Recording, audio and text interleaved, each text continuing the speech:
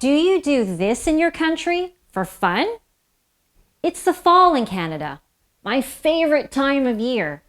Hi, it's Dora, and thank you for watching another super episode of Bite Size English, your daily bite of English.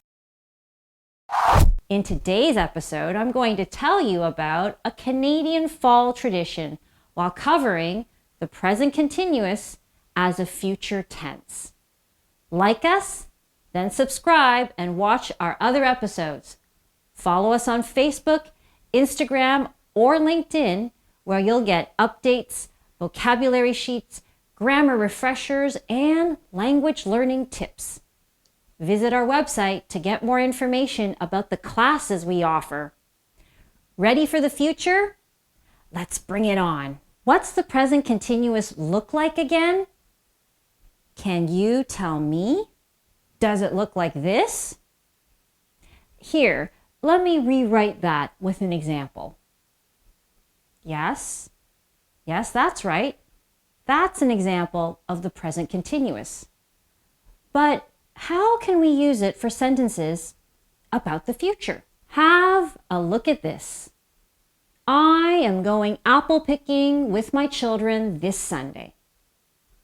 It's only Tuesday today, but we already made plans with our family to do this favorite pastime this weekend. We use the present continuous to express planned events. We're leaving the city for the country Sunday morning. We're meeting my father for lunch.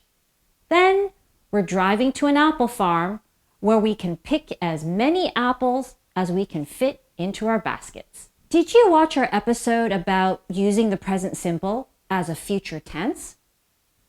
Let's compare the present simple and the present continuous. A, we leave the city Sunday morning.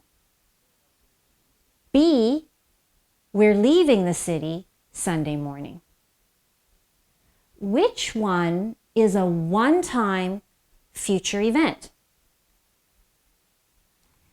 It's not A, because using the present simple for future events would mean we leave the city every Sunday morning. So it's B. When using the present continuous for future events, it means it's just the one time. I'm going to bake apple pies this weekend, and next weekend we're going to pick a pumpkin. That's all for today. Thanks for watching BSE.